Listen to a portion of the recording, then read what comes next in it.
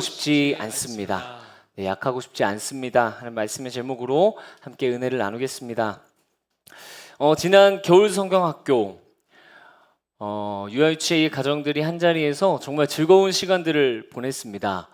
이 사진에서 정말 역동성이 느껴지는데요. 성경학교가 끝나고 많은 분들이 정말 즐거웠다, 행복한 시간을 보냈다 하고 톡방에도 막 올려주시고 소감을 나눠주셨습니다. 교육자 톡에도 너무 즐거웠다고, 수고해줘서 고맙다는 톡이 올라왔어요. 교육자 자녀들도 이제 유아유치잖아요. 그런데 이상하게 성경학교가 끝나고 나서 제 마음이 좋지가 않았습니다. 그 마음속에 이런 생각이 계속 올라오는 거예요. 약간 진행에 차질이 있던 몇 가지가 있었거든요. 그 부분이 계속 마음에 걸리고, 내가 그거 잘 체크했어야 되는데, 그럼 더 완벽한 행사가 될 수 있었을 텐데, 그런 생각들이 들었어요. 그리고 최근에 유아유치 한 가정을 만나서 식사를 하면서 제가 그때 느꼈던 이런 이야기를 하게 되었습니다. 그 성경학교가 끝난 직후에 기쁨과 보람보다는 좀 마음이 힘들었다, 이런 얘기를 하니까 아니 왜요? 하면서 깜짝 놀라는 거예요. 물론 지금은 이게 함께 행복한 시간을 보내게 하신 것에 대한 감사와 보람을 보지 못하게 하는 어떤 이 속상한 마음들을 다 주님께 내어놓았지만, 그 당시에는 사실 그랬습니다. 완전 무결하게, 완벽하게, 조금도 차질 없이 진행되었으면 좋겠다는 그 마음이 너무 커서 그 약간의 차질이 너무 크게 보였던 거예요. 그런 얘기를 이제 나누는데요. 제 얘기를 듣던 그 자매님이 슬슬 공감의 시동을 거시더니 본인도 그렇다는 거예요. 사람들이 칭찬하면 하나도 마음에 와닿지 않고 자신의 못한 모습만 보이고 연약한 모습만 보인다는 거예요. 이런 잘 했는데도 불구하고 어떤 실수와 나의 연약한 모습만 보이는 이 이야기가 저만의 이야기가 아니더라고요. 불안한 완벽주의자를 위한 책이라는 제목의 책이 있습니다. 이 책은 작가가 완벽주의로 고생하고 힘들어하는 이들을 돕고 싶어서 쓴 책이거든요. 책의 한 대목을 한번 읽어드리겠습니다. 완벽주의는 실패를 피하기 위해 노력한다. 완벽주의는 모순을 안고 있다. 스스로 정해놓은 기준에 도달했어도 성공으로 치지 않는다. 도달할 수 있었다면 애초에 너무 쉬운 목표였기 때문이다. 결국 죄책감, 번아웃, 회피로 이어진다. 이 어떤 완벽주의의 부정적인 면을 조명하는 글인데요. 성취를 위해서 나아가는 게 아니라, 어떤 내가 정한 어떤 목표를 위해서 나아가는 것이 아니라 실패를 피하려고 한다는 것이죠. 성취는 아무리 성취해도 성에 안 차니까 말입니다. 어떤 일을 하면 그냥 자기가 실패한 것만 보이고 실수한 것만 보이는 거예요. 이때 이렇게 할 걸, 후회하고 반성하는 것에 시간을 더 쏟습니다. 내가 그때 왜 그랬을까 자책하는데 훨씬 더 많은 시간을 쏟는 거예요. 실제로 제가 작년에 겪었던 번아웃도 이렇게 스스로를 괴롭혔던 영향도 컸던 것 같아요. 사실 우리가 살아가는 이 시대도 그렇게 보이지 않습니까? 자본주의, 무한 경쟁의 시대는 이런 완벽주의를 더 부추기는 것 같아요. 강한 자만이 살아남을 수 있다고 당연시하는 시대가 아닙니까? 강한 기업만 살아남을 수 있고 강자만이 살아남을 수 있다 말합니다. 약한 사람은 그냥 당연히 무시당해도 되는 것처럼 느껴지는 그런 시대. 이런 사회 속에서 실패, 실수, 결함처럼 나를 약하게 하는 것들은 정말 쥐약이에요. 여러분, 우리의 인생들을 돌아보았을 때 실수와 실패, 또 나의 약함 때문에 괴로운 부분들이 있을 겁니다. 실제로 자다가 이불킥 할 만한 그런 흑역사도 있을 거고요. 또 누군가에게 상처를 주었던 어떤 이야기, 상처를 받은 약한 나의 옛 시절도 있을 것 같습니다. 또 지금에도 우리의 일상 속에서도 회사에서 뒤처지지 않기 위해서 어떻게든 나의 약함을 숨기고, 그런 숨기는 가운데 또 어려움을 느끼기도 할 것 같아요. 때론 우리가 가정에서도 부모로서 아니면 자녀로서 서로에게 약함을 감추면서 살아갈 때도 있습니다. 여러분, 우리의 다양한 삶에서, 또 다양한 영역에서 내가 한 실수, 어떤 내가 가진 성격적인 결함, 육체적인 결함, 이러한 약함이 어떻게 다가오십니까? 오늘은 좀 감추고 싶고 거리를 두고 싶은 이 약함에 대해서 함께 살펴보도록 하겠습니다. 사실 오늘 본문을 고백한 게 사도 바울이죠. 이 사도 바울도 예수님을 만나기 전에는 어떤 약함, 결점, 실패에는 소스라치는 사람이었어요. 특별히 이 사도 바울은 바리새인이었죠. 바리새인들이 어떤 사람입니까? 한마디로 말하면 율법주의자들입니다.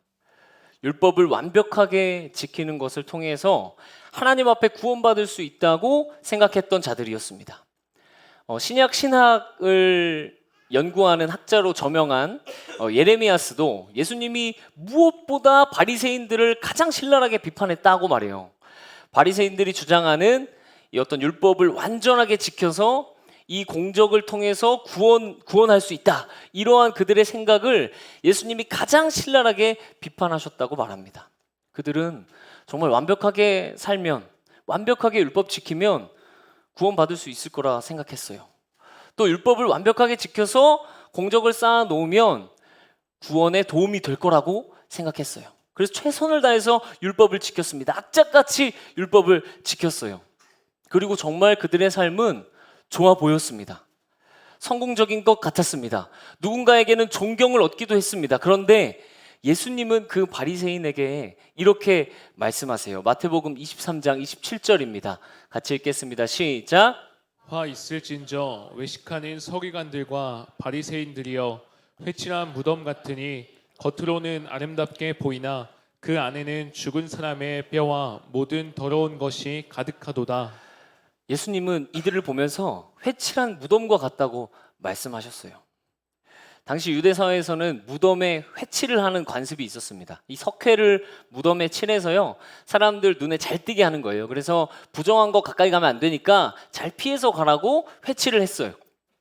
그런데 이 회칠을 하면요, 무덤이 아주 깔끔해 보입니다. 또 빛까지 받으면 반짝반짝 빛나면서 아주 아름답게 보인대요. 그런데 결국 그 안에는 죽은 사람의 살과 뼈가 썩어가는, 부패하는 무덤일 뿐인 것이죠.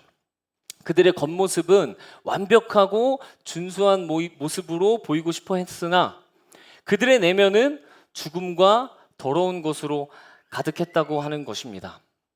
여러분, 절망적이지 않습니까? 우리가 악착같이 완벽한 모습으로 살아가고 싶어 하지만 그 노력은 우리의 내면까지 완벽하게 할 수 없고, 그렇기 때문에 예수님은 그것을 회칠한 모습에, 회칠한 무덤에 비유하시는 거예요.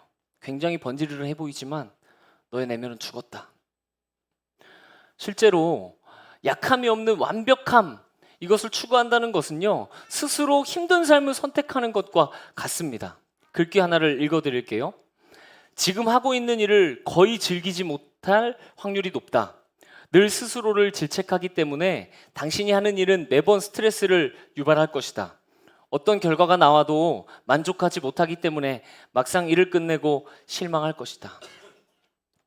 무엇이든지 완벽함을 추구하다 보니까 하는 일을 즐기지 못할 가능성이 높아지고, 또 스스로를 질책하게, 또 힘들게 만드는 것이죠. 그러다 보니 어떤 것을 하든 과정보다는 결과에 더 많은 의미를 두게 됩니다. 그런데 여러분, 살아보셔서 아시겠지만 결과가 어디 제 마음대로 됩니까? 우리는 사실 결과의 통제권을 전혀 가지고 있지 않아요. 생각해보면 우리는 행동의 결과보다 과정에 대해서 더 많은 통제권을 가지고 있습니다. 행동 자체, 그리고 행동하는 방식에 대해서 또 더 통제권을 많이 가지고 있다는 것이죠. 우리 주님도요, 달란트 비유를 통해서 알 수 있듯 달란트를 맡긴 종들에게 너 2배를 남겼구나, 너는 5개, 너는 2개를 남겼구나, 결과물을 칭찬하지 않으시죠. 잘하였도다 착하고 충성된 종아, 내가 적은 일에 충성하였음에. 그들이 적은 것에 충성한 과정, 그 과정에서 갖고 있는 그 태도를 하나님은 칭찬하시는 거예요. 만약 제가 찬양팀과 동역하는 과정에서 그분들과 어떻게 하면 더 교제할 수 있을까, 어떻게 관계 맺으면서, 어떻게 격려하면서, 어떻게 성장하면서 우리가 함께 사역을 하면 좋을까, 이렇게 고민하는 게 아니라 어떻게 하면 베이스를 안 틀리고 잘 칠 수 있을까, 어떻게 하면 제가 만약에 이런 잣대로 그들을 보면서, 서로를 보면서 우리가 사역을 한다면, 완벽한 음악과 찬양을 위해서 사역한다면 어떻겠습니까? 조금 삐끗하는 실수가 있을 때 전혀 격려하지 못하겠죠. 어떻게 그럴 수 있냐고, 제대로 준비한 거 맞냐고 비난하고 분노하게 될 것입니다. 당연히 결과물은 더 안 좋아지겠죠. 자, 여러분은 이제 어떤 것을 선택하시겠습니까? 어떤 모르는 것이 있을 때 호기심을 품고 배우는 것을 선택하시겠습니까? 아니면 모든 테스트에서 A를 받는 결과를 선택하시겠습니까? 진솔한 자신의 모습으로 살아가는 것을 선택하시겠습니까? 아니면 모두가 나를 좋아하게 만드는 것을 선택하시겠습니까? 여러분, 우리 인생에서 약함을 배제하고 완벽을 추구하는 것은요, 결국 회칠한 무덤과 같습니다. 도달할 수 없는 그곳을 향해서 달려가다가 결국 경험하는 것은 죽어가는 우리의 내면, 괜찮은 척 할 수밖에 없는 안타까운 모습이 보여진다는 것이죠. 여러분, 겉은 좋아 보이나 속은 죽어가는 우리의 삶이 되지 않기를 원합니다. 겉과 속 모두 생명력이 있어서 우리로 하여금 생명력, 예수의 생명력이 흘러나오기를 소망합니다. 지금까지 우리가 세상의 한복판에서 약함을 대하는 방식을 살펴보았는데요. 그렇다면 이제 바리새인이었던 사울이 예수님을 만나고 변화된 사도 바울로서 이 약함을 어떻게 바라보았는지 함께 살펴보겠습니다. 먼저 사도 바울은요, 자신에게 주어진 이 육체의 가시, 곧 사탄의 사자를 놓고 3번 기도했습니다. 그리고 기도 가운데 응답이 주어졌고요. 그는 이제 더 이상 약함을 감추고 힘들어하는 삶이 아니라 오히려 약함을 자랑하는 사람이 되었어요. 약함을 자랑하는 사람. 사도 바울은 약함을 정직하게 하나님께 기도로 올려드렸고, 그리고 하나님은 사도 바울에게 응답하셨죠. 그 응답의 영향을 함께 볼 텐데요. 그 첫 번째, 약함에 대한 인식을 바꾸셨습니다. 그 약함이 있어도 충분히 은혜를 받고 있다는 사실을 알게 된 거예요. 구절을 쉬운 말 성경으로 읽어보면 조금 더 와닿는데요. 같이 한번 읽어보겠습니다. 시작. 주님께서는 내게 이렇게 말씀하셨습니다. 나는 내게 충분히 은혜를 베풀었다. 아멘. 하나님이 이렇게 말씀하시는 거예요. 바울아, 너에게 육체의 가시, 곧 사탄의 사자가 있을지라도 나는 너에게 충분한 은혜를 베풀고 있는 것이란다. 괜찮다. 너에게 이러한 연약함들이 있지만 너에게는 여전히 충분한 은혜가 부어지고 있어 하고 말씀해 주신 거예요. 우리는요, 우리의 상황을 근거로 하나님의 은혜가 나에게 있는지 없는지 판단을 하게 될 때가 있습니다. 만약에 아파트 빚을 다 갚고 내 아파트가 있으면 은혜 받은 사람인가요? 아직도 빚이 있으면 은혜 못 받은 사람인가요? 키가 185 이상 되어야 은혜 받은 사람인가요? 그 이하는 은혜 받지 못한 사람인가요? 만약에 그럼 저는 은혜를 전혀 받지 못한 사람일 겁니다. IQ가 150 이상 되어야 말을 잘해야 음악을 잘해야 은혜 받는 사람이 아니라는 거죠.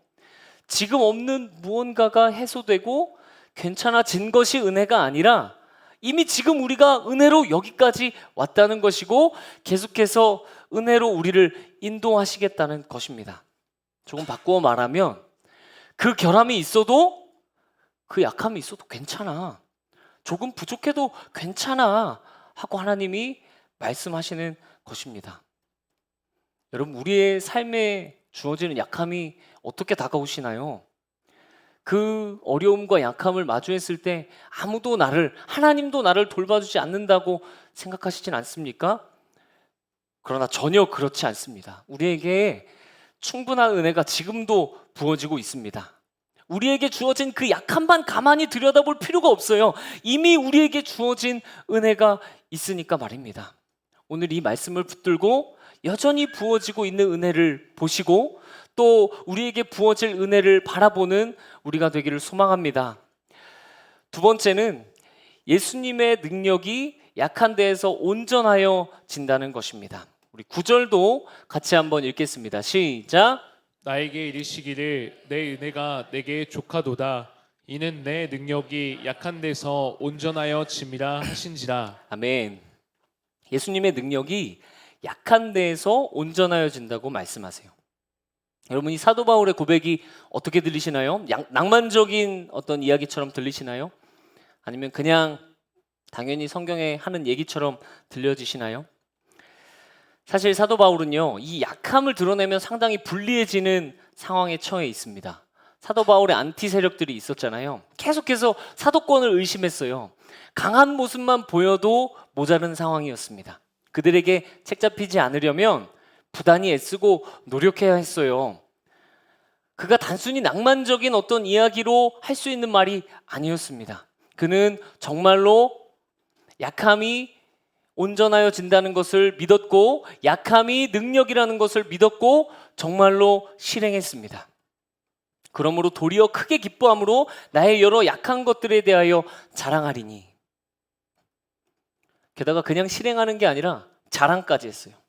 그것이 예수의 능력으로 드러날 것이기 때문임을 믿으면서요. 실제로 이 사도 바울뿐 아니라 성경 곳곳을 살펴보면 하나님의 사람들이 약한 때에, 그 약한 때에 하나님의 손에 붙들림 받았음을 알 수 있습니다. 쓰러진 김에 엎드려 하나님을 만났다라는 책의 한 대목을 읽어드리겠습니다. 절대 흔들리지 않을 것처럼 굳건하게 끝까지 예수님을 따라가겠다고 했던 베드로가 아니라, 예수님을 배신한 후 가장 부끄럽고 가장 무너졌던 베드로에게 예수님의 양을 먹이는 일이 맡겨졌다. 모세가 하나님을 만난 건 이집트의 왕자일 때가 아니라 광야의 도망자일 때다. 미디안을 치시기 위해 사용하신 건 큰 용사가 아니라 몰래 밀을 타작하던 농부 기드온이었다. 삭개오가 돌무화과 나무에 올라가 예수님의 눈에 띄게 한 것은 세리장이라는 명예와 부자라는 자랑거리가 아니라 키가 작다는 약점이었다. 꽃처럼 화려하고 멋진 장점보다 잎처럼 조촐하고 단출한 단점만 가득하다면 그것으로 하나님이 일하신다는 것을 기억해야 한다. 그 약함으로 햇빛 같은 하나님의 은혜를 만나 하나님이 주신 가능성을 꽃피울 수 있게 된다. 그것으로 우리를 만나시고 일하시고 우리를 사용하시기 위해서다. 약할 때 우리가 가장 온전해지는 것은 그 약함이 우리를 주님께로 이끌기 때문이라는 것입니다. 어제 담임 목사님도 그런 생각을 하셨다고 해요. 오늘 오전에 이제 다음 세대 아이들 세계관 교육관에서 뭐 이런저런 얘기를 나누는 과정에서 이런 얘기 해주셨어요. 얼마 전에 핸드폰 바꾸셨거든요. 되게 부러웠는데 요금제를 바꾸는 과정이 생각보다 복잡하더라고요. 뭐 그 전에 핸드폰으로 뭐 작업도 해야 되고 다시 전화해서 뭐 조율해야 되고 상담원이랑 또 전화하고 뭐 과정이 되게 복잡했는데 상담원에게는 친절하셨대요. 근데 목사님이 혼자 짜증내고 있다는 것을 스스로 발견하셨다는 거예요. 인식하신 거죠. 나 지금 짜증내고 있네? 짜증나고 있네? 그러면서 이런 생각을 하셨대요. 목사가 되고 어떤 직분이 생기고 역할이 생기면서 우리가 더 좋은 사람이 되려고 하고 그런 모습들만 보여주려고 하는데, 나는 정말 그런 존재가 된 게 아니라 여전히 있는 연약함을 가지고 있는 존재이고, 그래서 예수님께 나아가야 하는 존재이지, 이런 생각을 하게 되셨다는 거예요. 나는 여전히 죄에 대해서 씨름하고 있어요. 계속해서 기억해야 하는데 내 약함을 기억하지 못할 때가 너무 많다는 얘기를 하시더라고요. 우리는 오히려 이 약함을 감추고 회피하고 숨기면서 내가 더 좋은 존재이기를 바라지만 그렇게 보여야 할 것이 아니라 오히려 약함을 기억하는 것이 우리가 예수님을 구하고 의존하는 강력한 동기가 된다는 것입니다. 저는 혈기왕성했던 시절 수시로 혈기를 부리면서 제 연약함을 마주하고 후회하는 순간들을 겪어야 했습니다. 그런데 그 절박함과 연약함 속에서 하나님을 깊이 만났던 순간들도 사실 너무 많아요. 내 연약함을 직면하면 직면할수록 너무 고통스러웠지만 이런 나도 하나님께서 사랑하시는구나 하면서 하나님이 그 사랑이 너무너무 놀랍고 큰 은혜로 다가오더라고요. 그런데 이제는 그때보다 한 10년 정도 더 시간이 지나고 나이가 들어서 이제 사람들 앞에서는 혈기 안 부릴 수 있게 됐고 화가 나도 표출하지 않을 수 있게 되었습니다. 근데 그렇게 어느 기간을 좀 살다 보니까요, 마치 제가 좀 더 좋은 사람, 좋은 존재가 된 것 같이 느껴질 때가 있더라고요. 이제는 하나님께 조금 덜 맡겨도 될 것 같은 그런 느낌을 받는 것이죠. 뭐 속으로 어릴 때야 그랬지만 이제는 이렇게 생각하게 되는 거예요. 저도 모르게. 그런데 정말 과연 그렇습니까? 정말로 우리가 좀 더 나은 존재, 좀 더 좋은 존재가 된 것입니까? 우리는 어쩌면 감추는 스킬만 늘고 있는 것이 아닙니까? 그냥 당장에 좀 조절할 수 있는 다른 기술이 생긴 건 아니겠습니까? 그런 기술들이 그러나 우리를 온전하게 하지 않습니다. 오히려 약함을 온전히 직면하고 약함을 만났을 때 그 약함이 우리를 예수님께로 향하게 하고 우리를 온전하게 하는 것이죠. 우리가 얻은 연륜과 노하우는 분명히 중요합니다. 우리를 실수하지 않게 하고 뭐 성숙하게 하고 그렇게 행동하도록 돕는 아주 중요한 스킬이죠. 그러나 그때 우리가 착각하게 되면 안 되는 것 같습니다. 우리는 여전히 약합니다. 그리고 그 약함은 주님께로 나아갈 수 있는 아주 큰 원동력이 됩니다. 여러분, 약함을 통해서 약함을 숨기고 약함을 감추는 노력을 멈추고 약함을 통해서 우리 주님을 붙들고 더욱더 온전케 되어지는 삶을 매일 누리시기를 축복합니다. 한편 저는 담임 목사님이 그 얘기를 들으면서 또 너무 위로가 되기도 했어요. 그리고 또 안심이 되기도 했습니다. 내가 가지고 있는, 내가 지금도 내가 여전히 이 정도밖에 안 되는구나 생각했던 그 연약함이 다른 이에게도 있구나, 그런 생각도 들었고요. 또 리더인 담임 목사님이 예수님께 꼭 붙들려 있으려고 그렇게 몸부림치고 계시구나 하는 생각 때문에도 안심이 됐습니다. 목사님의 강함 때문이 아니라 약함 때문에 더 신뢰하고 존경하게 되는 저를 발견한 거예요. 저는 사실 반면에 리더십을 세워가기 위해서 내가 얼마나 잘하고 내가 얼마나 강한지 막 보여주고 이런 방법도 사용해 봤거든요. 그러니까 너무 부끄럽기도 하더라고요. 얼마 전 한 가정과 식사 교제를 하면서 약함을 자랑하는 가운데 주어지는 그 복음의 능력을 경험하기도 했는데요. 그 가정을 따져보니까 꽤 오랜만에 만났어요. 몇 년 만에 만난 가정이었어요. 그 가정과 이제 식사를 했는데 너무 오랜만에 봐서 어색할 법도 한데 그 정말 오랜만에 만난 만남에서 서로 본인이 삶 속에서 느끼는 약함을 나누게 되었습니다. 이제 우리 약함 나누자 이런 게 아니라 그냥 약함을 나누게 됐어요. 약함을 나누는 과정에서 서로를 향해 마음을 열고 있다는 것도 느낄 수 있었고, 예수 안에서 우리가 함께 분투하고 있구나, 우리가 몇 년 동안 못 만났지만 정말 주 안에서 그렇게 몸부림치며 살아가고 있구나 하는 것들도 느낄 수 있게 되었습니다. 약함을 나눴고요. 지금까지 이렇게 약한 우리가 이렇게 해온 것은 정말 은혜다, 이렇게 나눴더니 만남 속에 얼마나 마음이 가득 차고 그냥 충전이 되는지 모릅니다. 이 밖에도요, 뭐 사춘기 시절 맨날 때리고 무서운 형이었던 제가 하일 형제와 마음을 나눌 수 있게 된 것도 제가 하일 형제한테 마음을 나누게 되면서 약함을 드러내면서 였더라고요. 최근에 하일 형제가 저한테 그런 얘기를 했습니다. 형의 약한 모습이, 형의 약한 모습이 처음에 너무 큰 충격이었어, 그렇게 얘기하는 거예요. 제가 굉장히 무서운 형이었거든요. 그러나 이제는 제 약한 모습도 품어주고 함께 동역하는 동역자가 되었습니다. 사실 약육강식의 어떤 생태계에서는 이 약함을 인정하는 것이 곧 죽음이죠. 그래서 그런 세상 속에서 우리는 계속해서 긴장하고 불안해할 수밖에 없습니다. 마치 물을 먹을 때도 항상 좌우를 보면서 경계해야 하는 초식동물처럼 말입니다. 항상 강해 보여야 하고요. 항상 경계해야 하고요. 드러나는 약함을 어떻게 해서든 감추어야 한다면 우리는 어디에서도 평안을 누릴 수 없을 겁니다. 그런데 우리가 약할 때 그리스도의 능력이 드러남을 믿는다면, 정말 우리가 약해도 괜찮다면 실제로 우리가 약할 때에도 불안해하지 않고 평안을 얻을 수 있겠죠.